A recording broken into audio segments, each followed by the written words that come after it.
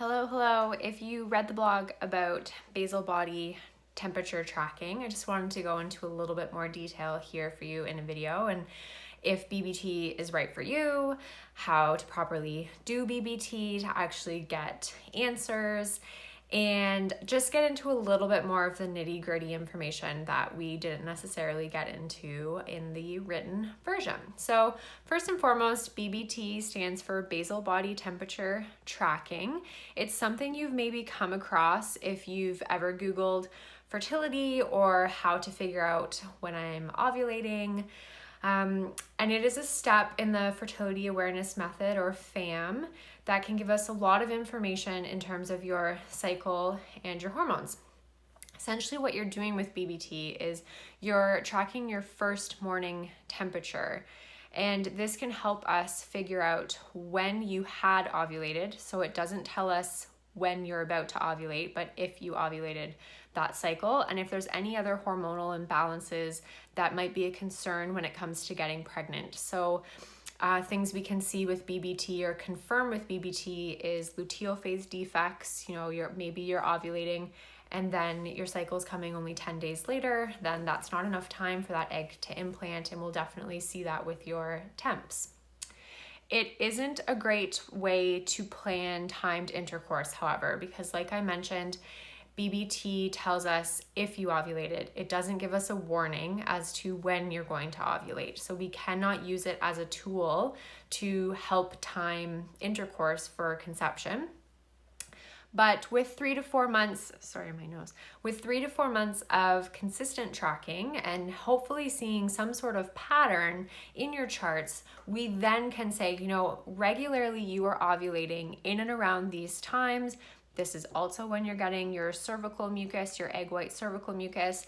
Maybe you've been doing OPKs. It's also when you're seeing your LH surge. So it's just another confirmation for us in terms of figuring out your fertile window and narrowing it down as much as we can to give you the best possible chances. So it's actually best to start BBT before you even want to try to get pregnant, because we do need 3 to 4 months of consistent tracking. So for women who are coming to me sort of prior to really serious fertility concerns, so women who are in the preconception phase, we will start there. If you've already been trying for a few months and you haven't started cycle tracking or BBT tracking, start now, because it's going to take you a couple of months to get used to doing it properly so that we get really good, consistent data. But it's also going to take us a couple months to really be able to read and understand your charts the way that we should.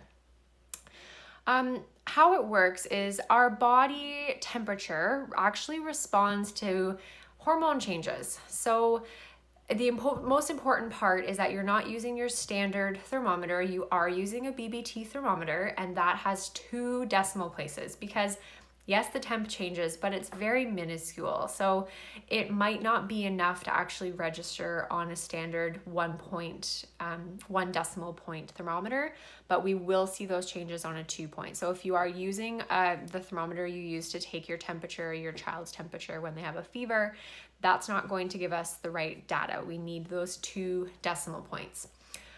Essentially what happens in the luteal phase of your cycle, so after you ovulate in that second half, the egg is released from its, I call it a shell, which then forms something called the corpus luteum. This corpus luteum is what actually produces the progesterone that we need in the second half of our cycle to maintain and encourage pregnancy and implantation. So our basal body temperature, when progesterone is being produced and released, will actually increase by 0.5 to 1 degree Celsius. When we're in our first half of our cycle, or our follicular phase, we're not making any progesterone. So our body temperature is naturally a little bit lower. So when we see our charts, our temp will actually rise after ovulation, stay high, and then will start to drop if we're not pregnant, as the progesterone starts to drop and triggers our cycle. If you are pregnant, you will notice that your temperature tends to stay elevated because your progesterone stays elevated. Coupling this with tracking your egg white cervical mucus can give us a lot of information in improving your chances to conceive naturally. So you'll want to do this tracking with an app, not just putting it in your calendar and your phone, so that we can actually see your change in temperature over your cycle. So you'll download a free fertility tracking app. Up on the blog, we do break down a few of the different tech app options. I believe that blog is actually going to be up next week, so you can check that out. In the meantime, we like to use Kindara or Fertility Friend. All of those have all the options you need, including temperature tracking in them.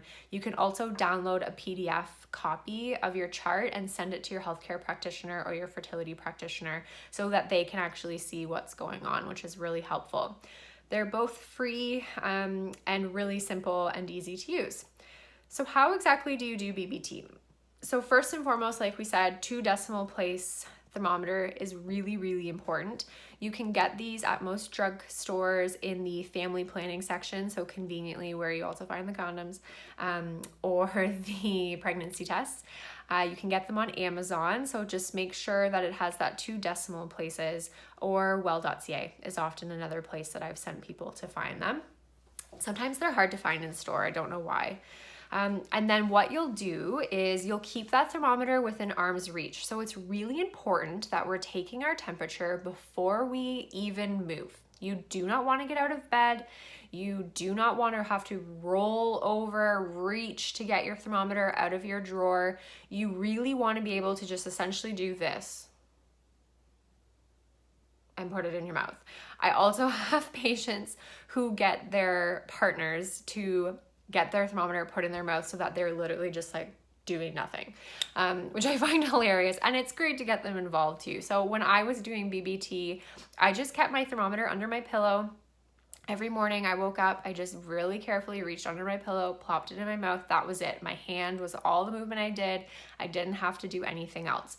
Once we're up and moving, our temperature is going to increase. Once we wake up, our temperature is going to increase. So you need to do this first thing. You cannot wake up and be like, well, groggy, like lie there, but just let your body kind of shake those cobwebs out. Let 15 minutes go by. You're going to get a different reading than if you did it first thing. So this is probably one of the number 1 reasons BBT isn't for everyone, because you need to wake up at the same time, give or take 30 minutes every single day, Sunday to Sunday. So if you get up at 6 o'clock for work Monday to Friday, on the weekends, I need you to be taking your temperature at 6 o'clock. You can roll over and go back to bed, but you still need to be waking up. So that's a commitment that a lot of people don't want to make, but it's really important for an accurate chart that we're doing it at the exact same time, give or take 30 minutes every day. If you do have a day where you slept through your alarm or whatever, take your temp, but mark it in the notes that this might actually be an outlier. This temp might not really give us a lot of data because it was off. The other thing, okay, so recap. First, you're not going to move. You're going to put your thermometer in your mouth. Most thermometers have a memory, so it'll save. Just put it down, go back to sleep, do whatever you need to do to get out of bed. Make sure you're doing it first thing in the morning. Don't dink around. Do it right away. The next thing that you need to be careful of is you actually have to get a certain amount of sleep. So if you went to bed really late and for whatever reason you only got like 3 or 4 hours of sleep, you're not going to have a really awesome temperature. 3 hours in the literature is minimum. I honestly think like if you haven't slept for more than 5 hours, definitely mark it as an outlier. It could be off, so we want to make sure that's okay.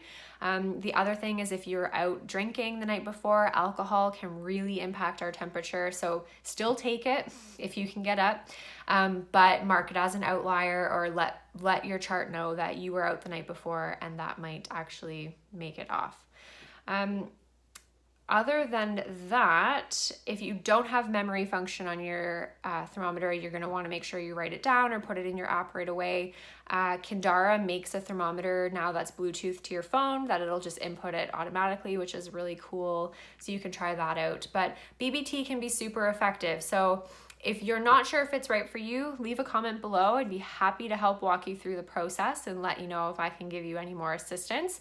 And make sure you check out the full version of this up on the blog, hormonehealthassociates.ca. Enjoy.